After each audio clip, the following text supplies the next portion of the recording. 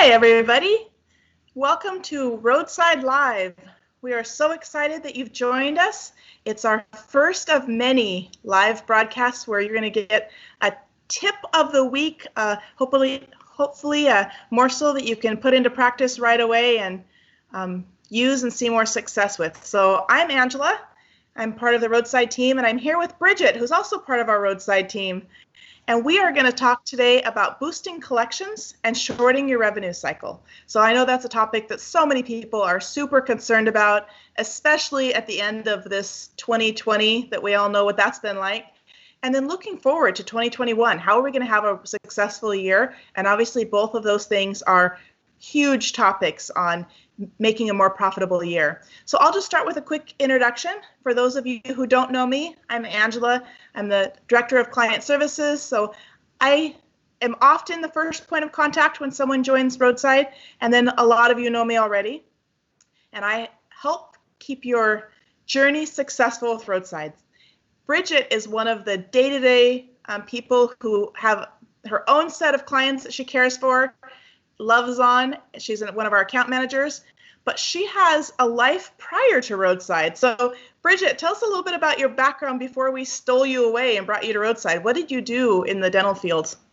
Yeah, so I was in dental and I started off as a dental assistant in some lucky office. I don't know about lucky, but they trained me to be an assistant. And I think I saw my first frenectomy and almost passed out. And that's when I decided that I was going to go to the admin part of things and not be an assistant. And I still helped out in the back every once in a while, but I ended up being a practice management coach and an office manager for many, many years, still active in ADOM and those types of things. But I figured, you know what, there's even more out there to dental. So here I am in the marketing, and I absolutely love it. Couldn't be happier.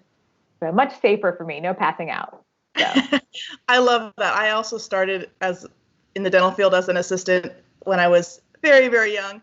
And within my first few months, I got to watch a gingival graft. And it was a little too much exposure to the dental field for someone who was brand new to the world.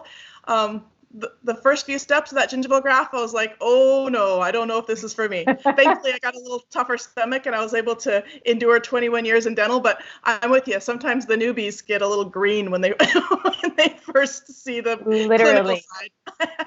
Literally green. Yep. Yeah. So let's talk about the admin side that you moved on to, and this topic on boosting collections and shortening your revenue cycle. Cycle. Why do you like this topic? Why is it something that you care about? What makes you inspired about it? I think what inspires me is the fact that it's so important. This is the money coming into your practice. This is the bloodline to your practice. This is how bills are paid, how everyone gets a paycheck. A nice short revenue cycle means that you have money coming in on a regular basis. You know when to expect it, and there's less to collect later. I mean, my whole goal was to avoid sending anybody to a collection agency, but then also this has a lot to do with coding and insurance. So there's a lot of different things that go into this, and that's why I like it so much. And that's why it's one of the first things as a coach that I would look at for a practice.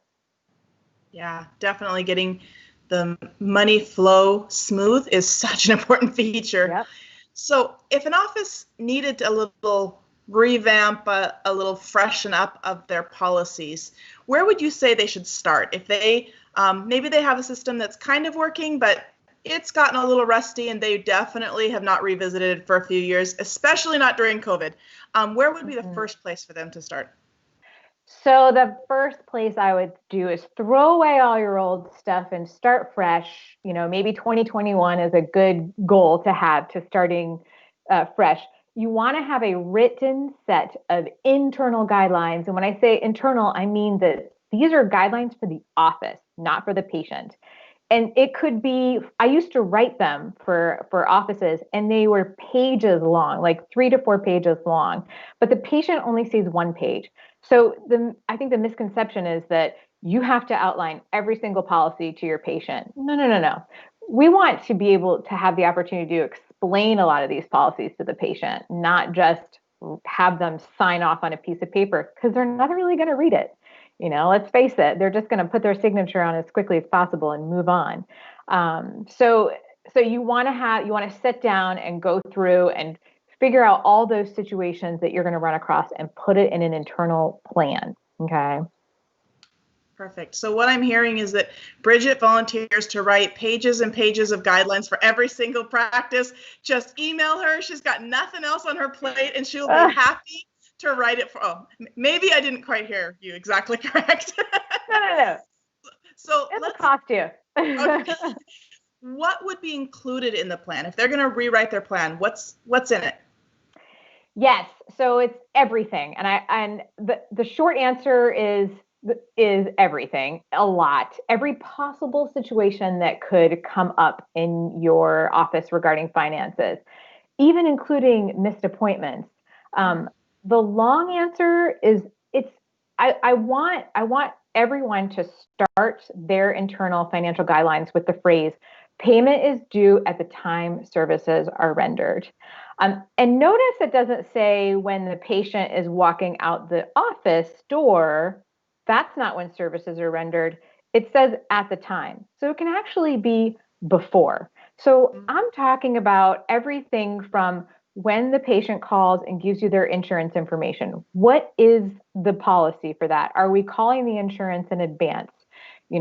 Those types of things. Missed appointments. What is the policy for missed appointments? Are we going to stick to that? Okay. What do we say to the patients? When the patient is walking out for treatment, or when the patient shows up for treatment, or when the patient calls for an emergency. I mean, every single situation relates to your revenue. Okay. All of this information relates to your revenue. One of the tricks that I used when I worked at the front office and when I was training team members is when a patient would come in and I knew what their copay was estimated to be, I would say, hey, you know what? When you leave the office, you're going to be numb, you're going to be drooling, you're going to be droopy, you're not going to want to stand around and talk to me about money. So I'm going to go ahead and collect your portion right now. Do you want to do cash, check, or credit? And I would say that 99% of the time it worked. It was just fine because they were like, yeah, you're right. I'm going to be disgusting. Let me get out of here.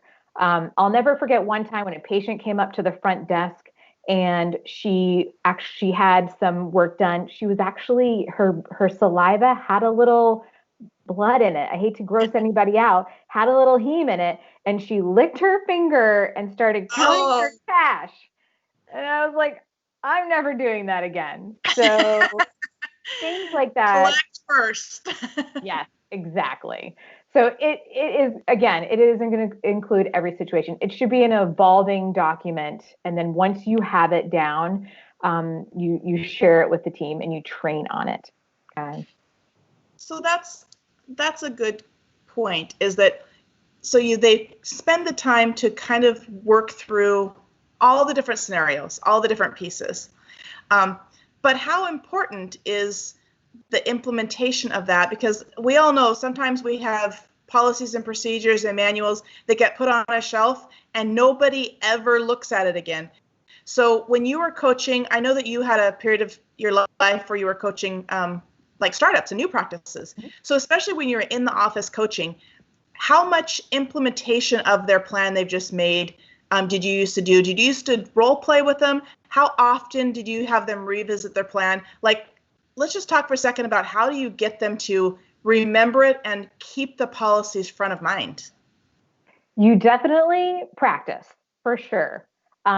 Train them on this so much so that they are confident, okay, that they understand what they're saying and why they're saying it. The other thing is making eye contact. Practice making eye contact. Practice saying, do you want to pay cash, check, or credit? And of course, I mean, I don't think a lot of people take checks right now, especially, right. But did you want to put that on your card?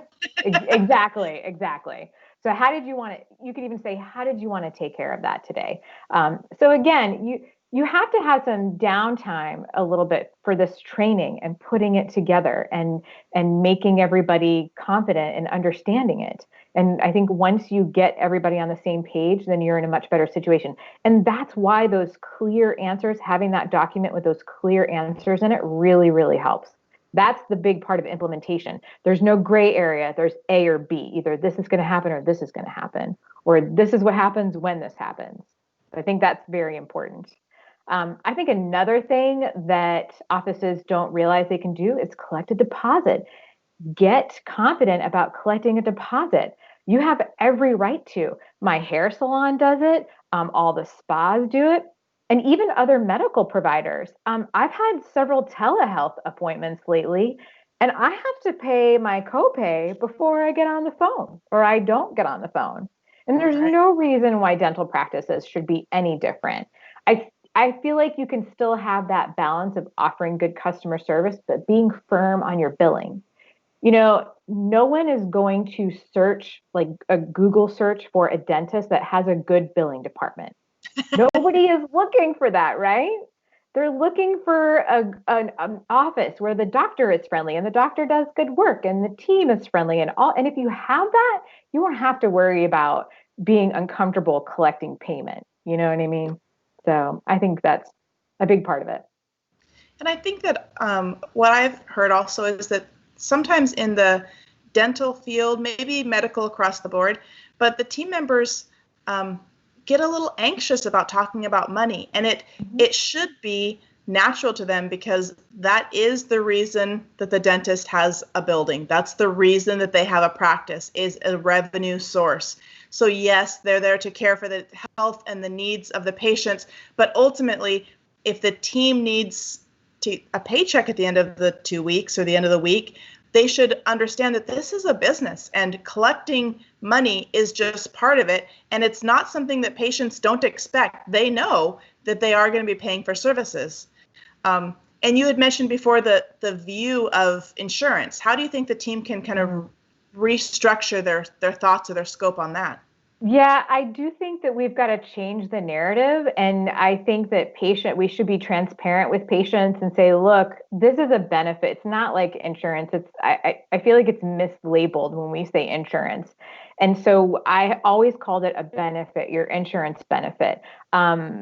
People don't say, people come in and say, oh, I get 2 free cleanings. Well, they're not free. The patient is paying for them. There's not many plans out there where a patient doesn't have to pay for. And it's not like car insurance where you pay your deductible and everything is covered. So again, I think being very transparent and making patients understand that we're doing this to help them. We're not doing it because we're always required to, but we're doing this to help them and get them that benefit, give it as much benefit as possible.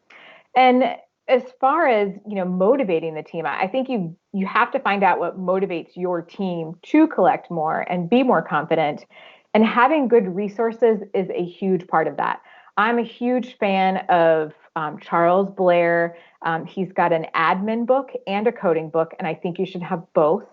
And then Teresa Duncan wrote an amazing book on having insurance conversations. I could sit here for hours with you and talk about how to have a good insurance conversation. But those are must-haves. And when you arm your team with that information, then you're going to be much better off. They're going to feel empowered. So find out how to get empowered by them, and I think that's a big deal.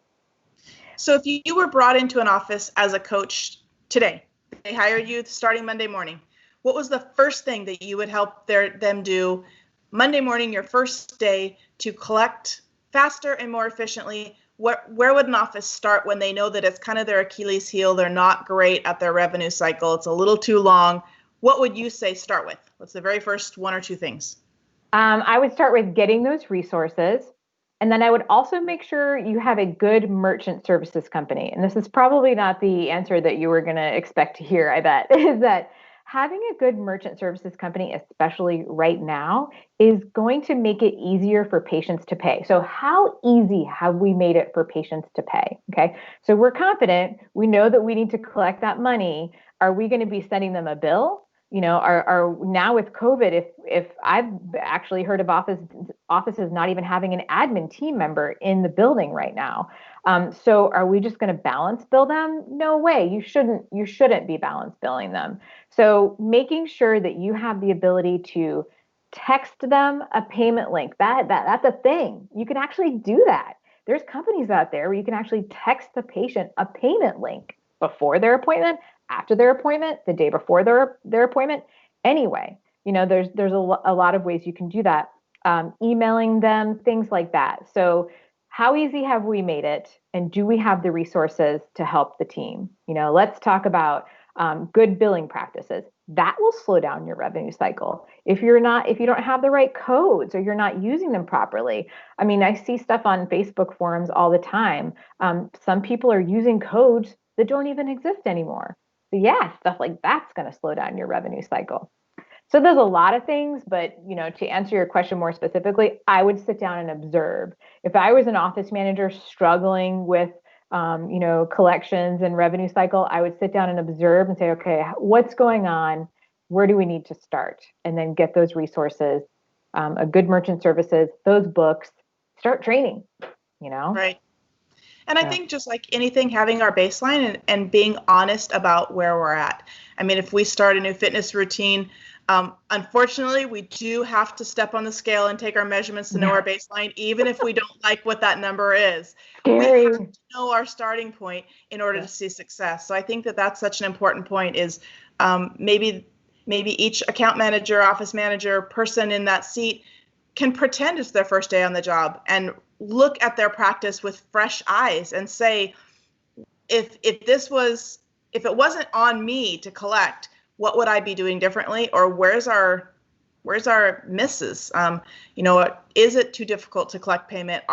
Is there a 2020, 2021 automated version that we have not implemented? Are we using all of our tools? Do we need training? And just kind of deciding as a practice what they need to start with, and then action, go do, because again, that revenue is going to make a difference in the bottom line and really in the practice's happiness, the practice's success, the employees' job security, all of it. So it's such an important subject. So thank you for doing the Facebook Live today, Bridget. I know that this is one of lots of subjects we have planned.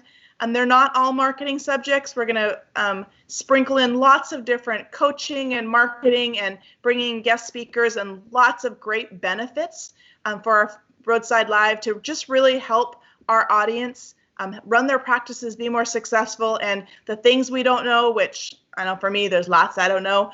I know how to find people who do know. So we're going to bring in lots of guest speakers in 2021. So look for it, watch for our Facebook Lives, and thank you so much for joining. Thanks, everyone. Bye.